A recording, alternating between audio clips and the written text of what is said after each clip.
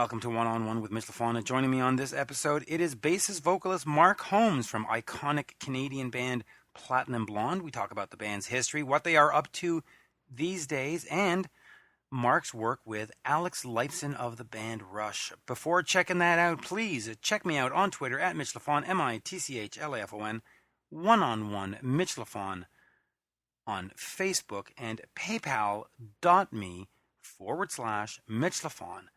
And with that, here is the one, the only, Mark Holmes.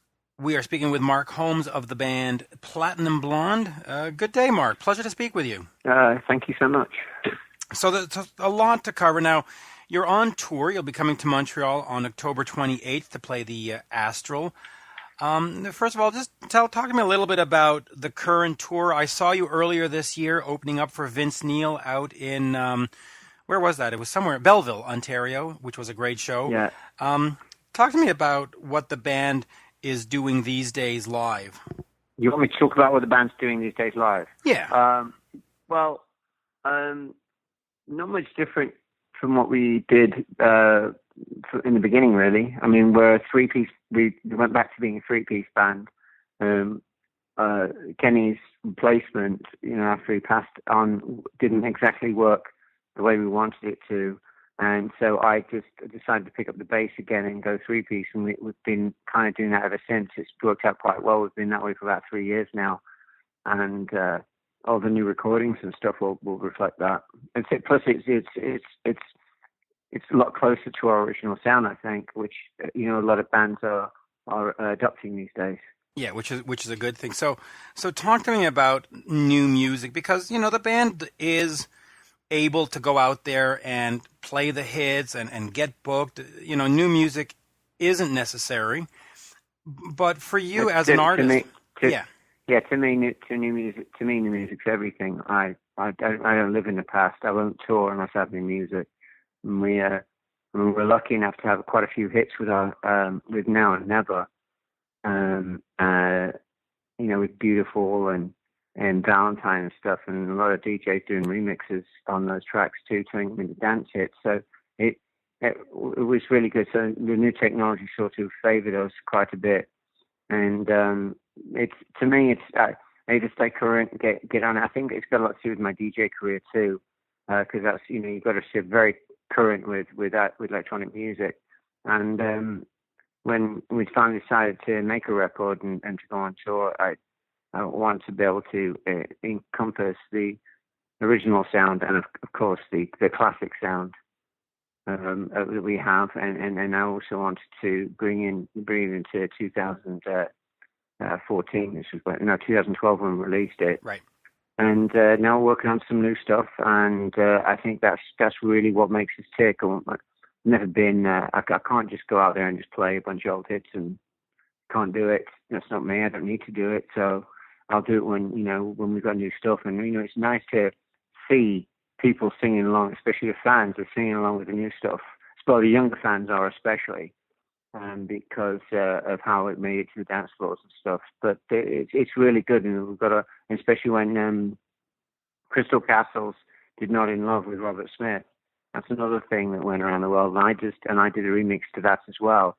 And it's just. It's been firing all sorts, and now people are seeing the influence of a lot of the younger bands, like I said, embracing our sound as part of their new music, which has really helped us out a lot. So we've been quite fortunate with some timing. I think we were fortunate with timing when we started, and we've been pretty much fortunate with timing, and now we're back into it. Yeah, so the last one, Now and Never, was in 2012. Is the next one for 2016 later this year, or are we looking at 2017? Well, it's a bit dodgy because I've got an electronic album I'm working on at the moment, and a solo album I'm working on at the moment, and then of course some of the band stuff. The band stuff will be more of an EP. The solo album will be a full album, and of course the electronic record will be an EP as well. So I've got a bunch of things on the go. Right now, I'm just concentrating on my solo career for the recording end of it, and mostly everything is coming in 2017. It's a bit of a time. I mean, we never really released an album every year anyway. I'm always. It's funny how fast years go by and when you're thinking about when's the last time you recorded a record. You know, it doesn't really come to mind. So, oh, shoot, really? It's 2 years old? Oh my goodness. You know, 2 years old when you're 18 and 16 and 17 and 18 is an eternity. 2 years old when you're 30 and up is a few weeks. You know, it's one of those things. Yeah, it really is. So, in terms of the new music, though, are you trying to capture sort of what's current and what's going on now, or do you have to think of the fan base and think, okay, I got to go back to 1983 and give them something that sounds like the classic Platinum Blonde, or is that not even on the top of your thought process? Well, I think most people who we had a wide range of people who got the record and liked it, and we have some classic fans getting it too. Younger fans like it most. You know, you can tell when you come to the show, you see most people are quite surprised by the age of the fans. And I think what it is quite simple. I embraced a sound from that we created for Now and Never, but it has a lot of the influence of my electronic music influence as well, with this just arrangements and sounds and stuff like that. So it comes from two places. So yeah, it does have a current sound, but it's not something I was trying to get to. You know, I wasn't consciously trying to do this.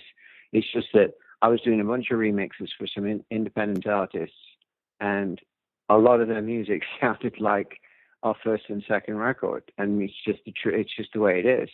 So I didn't really have to concentrate too much on making that sound, because that sound was becoming quite much in vogue these days with the new indie rock bands and stuff. So yeah, it worked out quite well, and like I said, it wasn't much of a concentrated effort because it was already there. Yeah, it really was.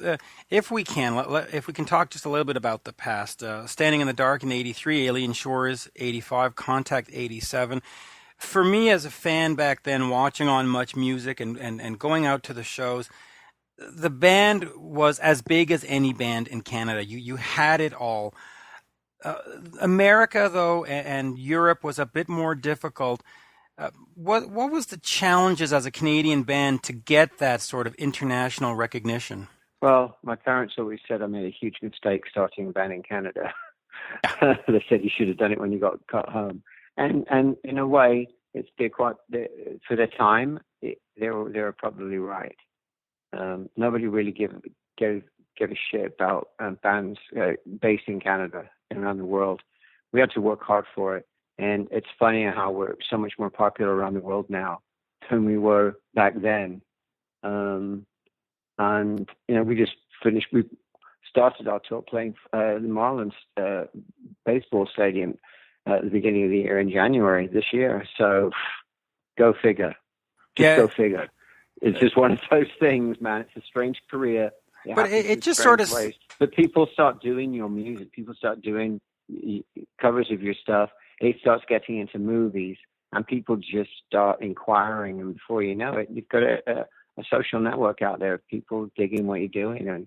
And I think that has been a huge part of our success and current success as well.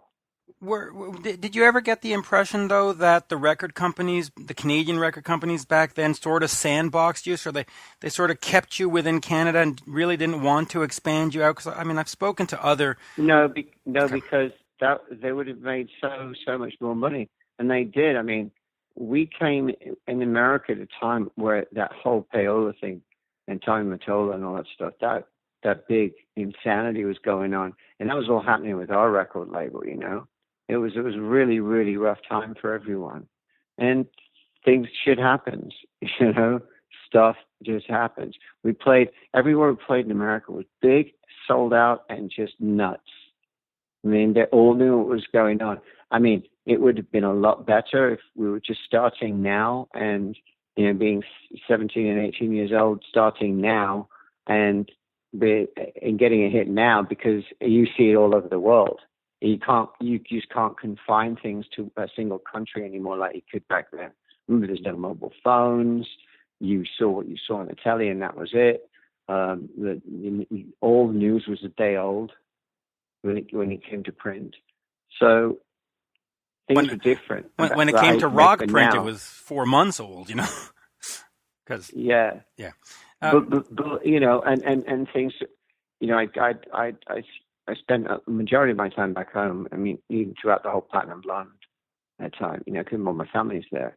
So I think that, you know, so I got exposed to a lot of things, and not just so sometimes people ask me about Canadian music, and there's just stuff I haven't heard or I didn't know about just because I've never really spent a huge amount of time in Canada throughout all of those years.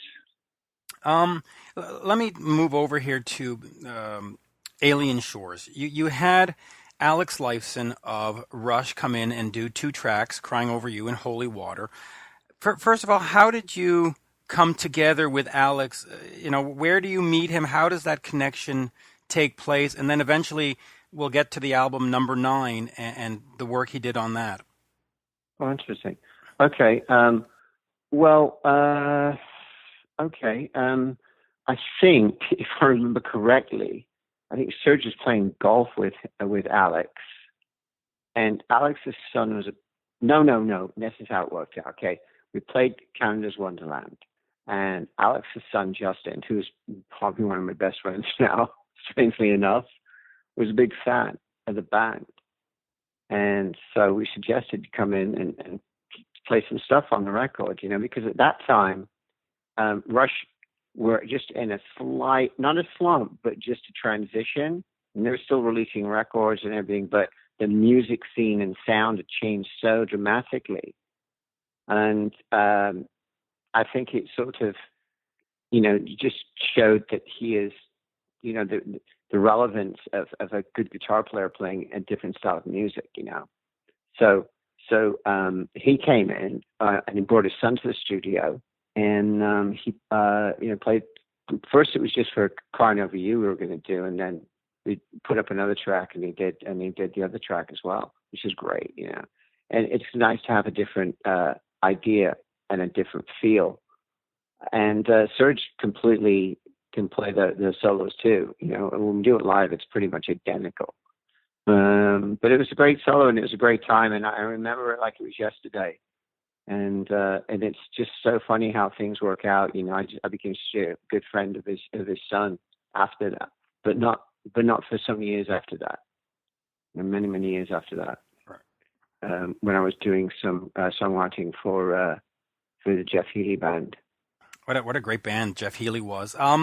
So before we get to Number 9, because I wrote Heart of an Angel for them. Oh, did you really? Heart of an Angel. Yeah, I wrote that song. Yeah.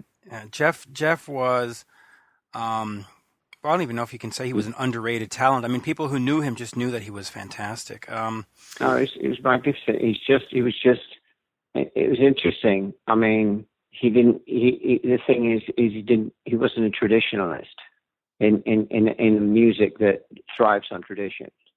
And that I think that was the only thing anyone could say about him, in who was into that type of music. Yeah, no, it's really the 90s, and I'll get over to Number 9 in a second here, but it appeared to me, and you correct me if I'm wrong, that you tried as much as possible to get away from the brand name Platinum Blonde. You released as the Blondes. You really didn't do much else, and then you came back and you did Number 9. What was it about the name and trying to rebrand yourself through the 90s?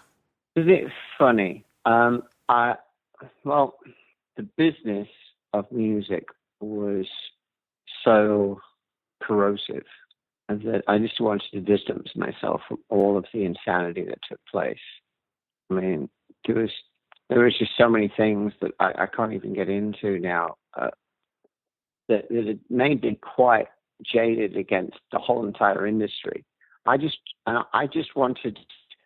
wanted to start from the beginning. I didn't want to leg up. I didn't want anything. So I kept everything did some more records and stuff, and the amount of interest we got was tremendous until they found out, oh, it's the guy from Platinum Blonde, and all of a sudden the interest just died again. So I thought, oh, great. So what I have to do, fuck it, I'll just reinvent myself. And then I found the DJing world, and I reinvented myself as a DJ, and became big as a DJ, and did tons of remixes for tons of great independent artists that did really well in the charts. Everything did well, you know what I mean?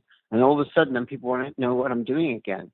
So I got relevancy from that, and then I released a new album with the Now or Never record, and all of a sudden it's a different story. But back then it was just, oh yeah, Platinum Blonde, that sort of thing. I know we're doing something different now.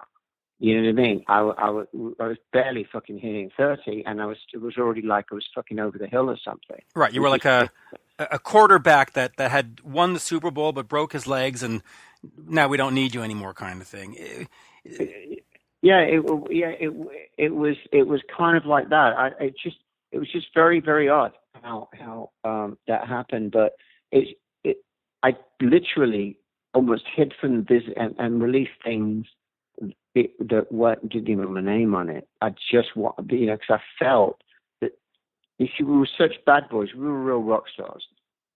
The real thing. We were bad boys. We were partying, we were fighting, we're impossible, but we're also very young and just learning and growing up in front of the world and trying to grow up and be thought of as adults, not children. That's why I always empathize a little bit with a lot of younger stars that grow up and want to start doing more adult music today.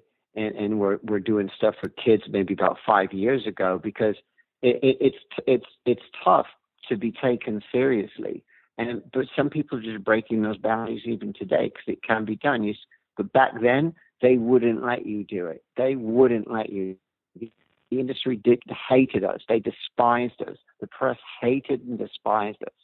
And it was very, very difficult to get any. The only allies we had was radio, television, and our fans.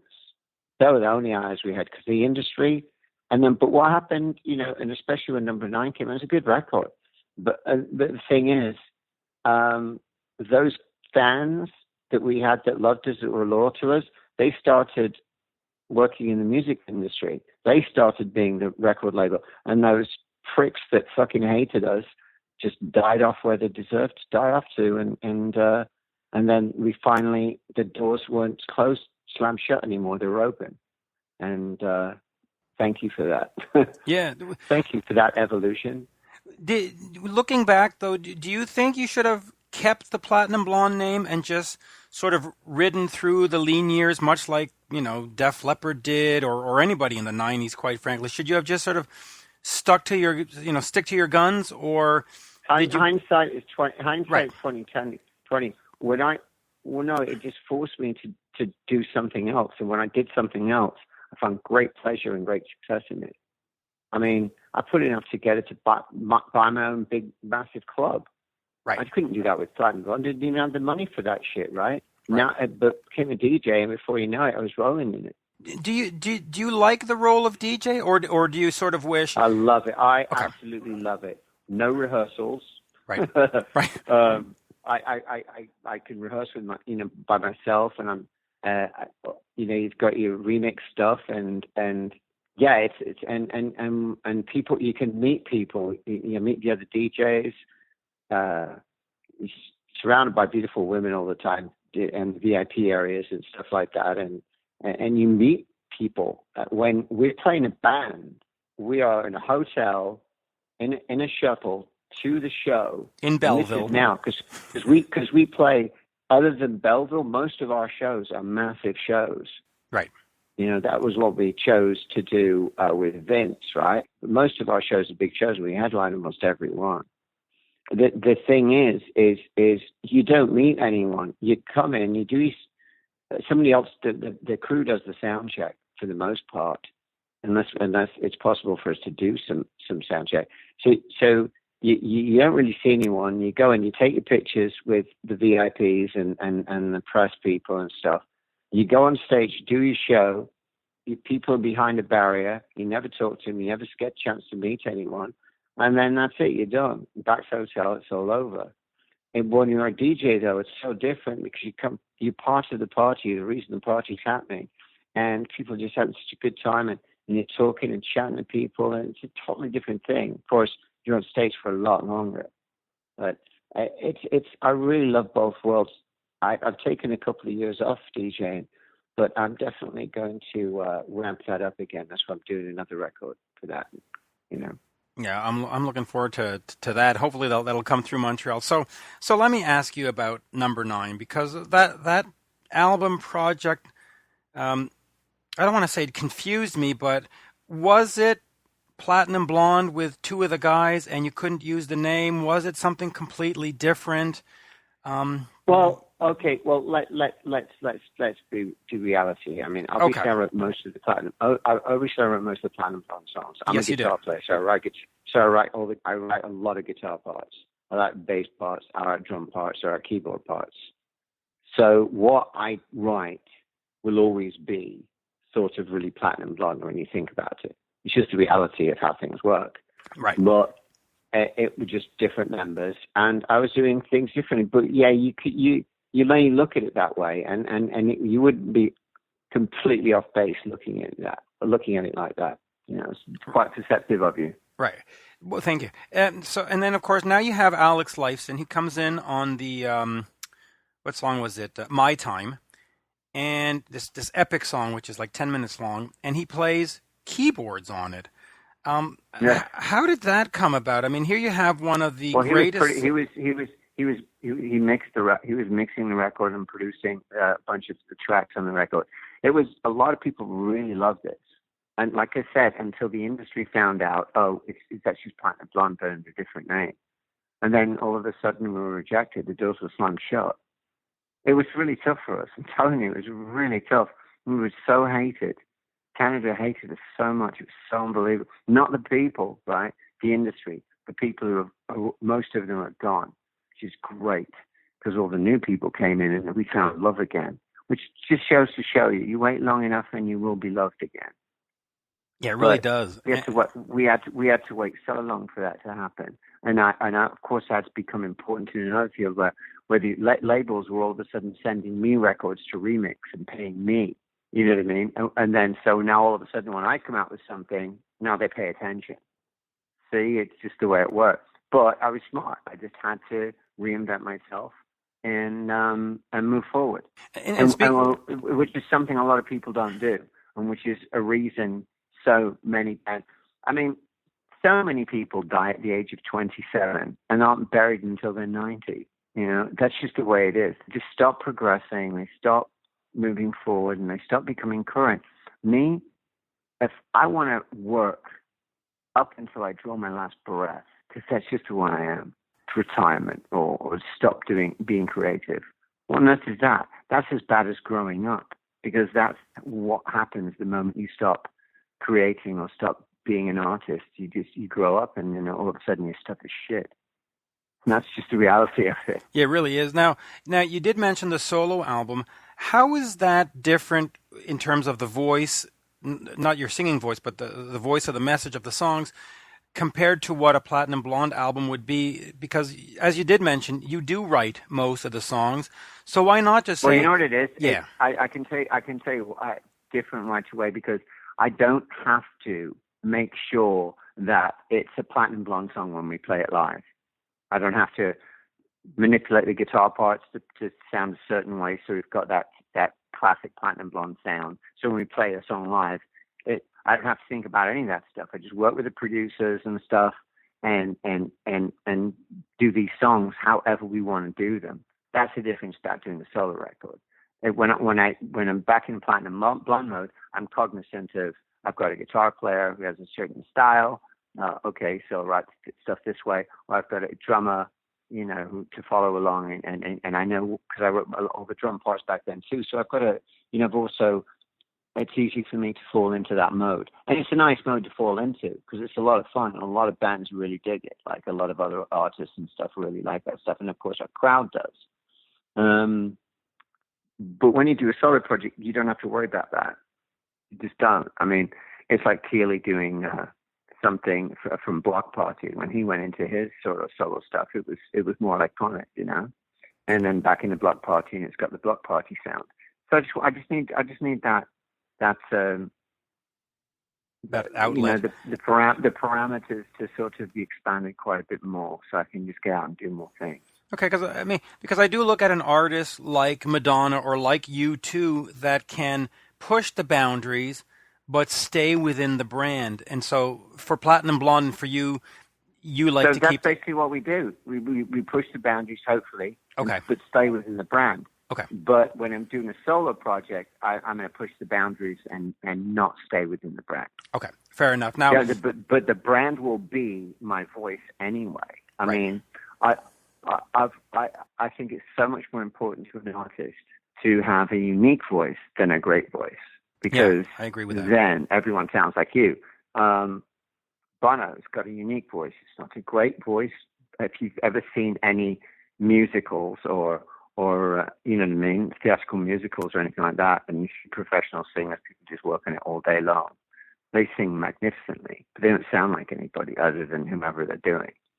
It just sounds like, it seems like watching like American Idol and all that. Oh yeah, listen, I fully agree with you. Fucking same.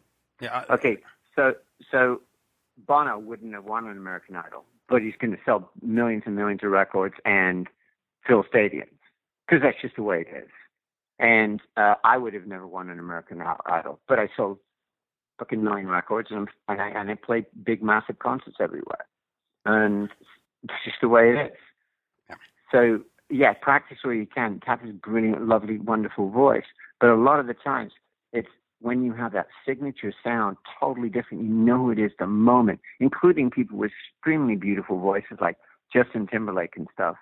But you know it's him when he's singing. You know there are differences. He's got that, or Sia, for instance. She's got her own voice. And Amy Winehouse, fantastic, amazing voice.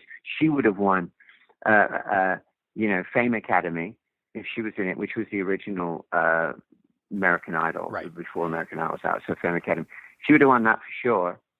But she sounds different. You know what I mean? It's the ones that really are different that people just go for it. Just go for it. Yeah, I agree. And they should go for it, because people are newbophiles. They like new things. Most people, I mean, humans as a whole, once they pass a certain age, are very much into homeostasis, but young people aren't. They're not. They don't want that. They want a new thing, and they want something to call their own, which is probably why when we're doing shows, you see most of the kids at the front singing along with our new stuff, and don't really know very much about the old stuff. It's weird, because then you got all the other fans singing along with the old stuff, and maybe somebody knows the new stuff. You know, there are a lot of the fans out there. I can't say that wrong, because there are. But, you know, there's a few people dumbfounded going, oh, I don't know that one. But sing along with it anyway, because some of it is just so repetitive, it's catchy, and there you go. Like Valentine. Not a lot of people saw that on different shows and stuff. And, of course, the video is supposed to look like a B-movie zombie film, and a lot of people, and so a lot of different sites and horror movie genre people pick that up as well. So it's funny how you get across to people, but the reality is you want to play the big clubs, the big places, and to make a statement. Then the best possible chance of doing that is that you don't sound like anyone else. Yeah, and that's an important thing. Now, and I'll just finish on this. The album "Standing in the Dark" was important to me growing up, because 1983, I was 15. It was the album at the time. Looking back for you, what does that album mean in terms of personally, career-wise, song-wise? Is it We were contracted originally to do. I mean, we were one of the first indie bands. Basically, we recorded by ourselves and then sold it to a record label, and we're always recording like as an independent artist, even though we had the big labels and we were so big and famous. We're an indie band, but that's how far we could go. We were always still pushing the edge back then on how things were done as well. But that album there, that was our first full album. Right? That was our first. We had the 6 songs from the EP on there as well, for the most part, and then we had a new 4 or 5 more songs, and that solidified our sound. We basically were just recording music so we could maybe play clubs with our own music. That's really the only reason we did it. I mean, we wanted to play our own stuff, and before that, we were a 3-piece band, so we needed to play places, and we started playing colleges and universities, doing a police tribute. We were very good at it, but we'd also throw in on our own music as well, and people still dug it. And then we finally so that's how we made our money. And then we finally got a producer and stuff, and I managed to find a producer, and then we started moving forward from there. And all of the stuff worked out well. It's pretty exciting. And that's what that album means, I met David Tickle, our producer, and I got my first taste of people disagreeing with me on my arrangements, but then me looking at the arrangements and realizing, oh, that's correct. I learned a lot from making that record. Because if you notice, the next record I produced was Eddie Orford. And David Tickle is one of the greatest. He's done stuff with Blondie, U2, Prince, Gowan. I mean, you got one of the top notch ones right there, right off the bat. Split Ends, of course, also. And then you produced Alien Shores. To talk to me about taking that on. Is that a danger for an artist? I mean, do you sometimes need a set of outside ears or to step away from the music, because can you not get too close to it? I find I get a little too close to it now, but back then, no. I seemed like what I was doing. I mean, I wrote "Crying Over You." I was actually going to send that to Madonna. I thought it was more of a Madonna type of track, and I wanted to meet her anyway because I was a little bit, enamored by her. And but when the label heard the song by mistake, they just went nuts, and they said, "No, the song has a hook you can hang a winter coat on. You've got to stay a Platinum Blonde song," which I disagree with. I didn't want to release it as a Platinum Blonde song. I didn't want a song like that to become our albatross, become so big, which it did, that it defined us, but not from the first album. It defines us from the second record. People over time have loved the first record a lot, but that second record was so big, and because of "Crying Over You" was like it was a million selling single alone. The single alone sold over 1 million. I mean, that's fucking crazy. And just in Canada alone. And we did okay in the States with that one too, in the UK and other places, but just in Canada alone, it was nuts. So if hindsight is 2020, I would have gone back and I would have made it a little closer to that first record. You see, or just say, no, we can't do this song. Because if you look at a band like Muse, they gradually made it, kept getting bigger and bigger and bigger. And now they play just big stadiums and stuff and do great shows. And because they gradually made it, it's really important to kind of gradually start moving up there and get it and getting a crowd. And this way you sort of keep them. They become far more loyal to you. But when you get this big smash all of a sudden and a whole pile more people are into you than before, and the original fans are saying, well, it doesn't really sound like the first album I really liked a lot, then, you know what I mean? You kind of, there are so many songs on that track on that album that did reflect the first album that I liked a lot better, but they weren't the singles. Everybody said, this is the single. And of course, it was like one of the biggest singles ever. We kept Aha out of number one in so many places with Crying Over You. Kept Corey Hart out of number one with the Don't Look Back or whatever song. That song was nuts. But it's an albatross because that's then what people expect from you. And don't forget, we're growing up. Like when Contact came up, we started to grow up a little, and our musical taste is developing. And that's when you need the true perspective, because you need to say, hang on, I'm moving a little too far forward here, and it's too quick for the fans to catch on to. And that's a huge mistake. But when you say to people, oh, it was only 2.5 times platinum, the Contact was only 2.5 times platinum, they're just shocked. That was a failure. I mean, people were getting gold records and celebrating and cracking champagne, and we've quadrupled that in notes, 5 times that, and to us it was a failure. So it's the perspective that you have to have to keep yourself on the planet. It's got to be a strong-willed perspective. I mean, it really does. You have to have your mind about it. And with so many people pulling as well by pulling out, so many people are having so much money into this thing, and it becoming such a big money machine that the center was completely lost. Yeah, and that's the band decided to take a break and then reformed when it was safe to come out, when all the nuclear fallout had gone away and new things were growing and people went, you know what I mean? Basically, that was it. I mean, we went into a bomb shelter. There was a nuclear war. We came out, and now we're repopulating the earth. Yeah, and it's funny that look at it, but really that's the way it is. It's funny that you mentioned the albatross thing, because I had spoken to Doug Fieger of the Knack years ago, and he said that my Sharona was the golden albatross, and he says, it's golden because it's paying for my pool and my house and this and that, but at the same time, every song he wrote afterwards, people would say, that's nice, but it's not my Sharona, go try again. And he became just, I don't want to say despondent, but it was frustrating. Did you encounter that same frustration with Crying Over You? Did people after that say, yeah, that's great, no, but... Because we released Situation Critical, and that sold 1 million singles as well. Just singles. You know, and that became a top 10 hit.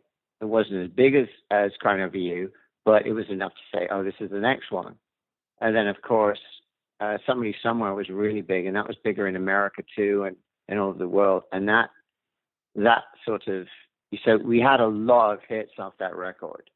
You know, we always had, each record we released, we always had about 10 top 10s, and 4 top 10s. So it kind of moved forward. Even when we released Contact, we still had top 10s out of that record. It's just that things at that time were starting to go a bit funny. There's too many people dragging this way and that way. Bands maturing a little bit, growing up, have different interests, and we couldn't keep it together. And it's a shame, but there was some personality clashes that just were just too difficult to deal with at our state of maturity. And yeah, too hard to overcome. Was it a good decision at that time, though, to move to 4 players? Should the band really have just stayed 3, and that was the core? Because, like you said earlier in this interview, that's the sound, and you got back to playing bass, and that's what the band is. Should you have just seen that and stayed with that all the way through? Yes and no. I think at that time, the frontman angle was really important to how actually big we became. We just became really big, and being a frontman and having that freedom really added to that, I believe, quite a bit. So no, I don't think we should have. But when Kenny passed away, having someone else there just didn't feel right, and they were going through some problems and issues that I thought that I don't have to deal with anymore. I don't want to have the drinking and drug thing anymore. I've done with that. And so we decided to go back to 3-piece and keep things moving. And also, it's fun for me, and people really like the three-piece stuff, because remember, there's a lot of people out there that didn't know us as that. Even our 2012 record was released as a four-piece, so it's a surprise when people see just three people out there still. Yeah. That four-piece was so much bigger than when we were three-piece. Yeah, and I don't know if this means anything to you, but I prefer the band as a three-piece. I was back then, with Standing in the Dark, and that's what I got used to. That was the visual I got used to, and I always watched, the Much Music concert, and I saw the four-piece, and it just never registered. And you got to love Kenny and stuff. God bless him, but. I like the formation now. I like what I saw in Belleville this summer. It was fantastic. The band sounded tight. The music sounded tight. And I'm very much looking forward to the October 28th show in Montreal. You're playing on the same night as Lita Ford, so it's going to be a double for me that night. So I can't wait. Yeah, it's our first actual concert in Montreal in probably about 15 years or something, maybe more. I'm trying to think. We haven't been to Montreal in a very, very, very long time. Sad, I know, but I saw you in a bar here with Honeymoon Suite, and that must be going back to 98, 99, 2001. I mean, something like that. Yeah. Yeah, long time ago. Great pleasure. Great pleasure speaking with you today, Mark, and thank you. Thank you for all the memories over the years. Thank you for that great show this summer, and it was an absolute pleasure talking to you today. Thank you so much, mate.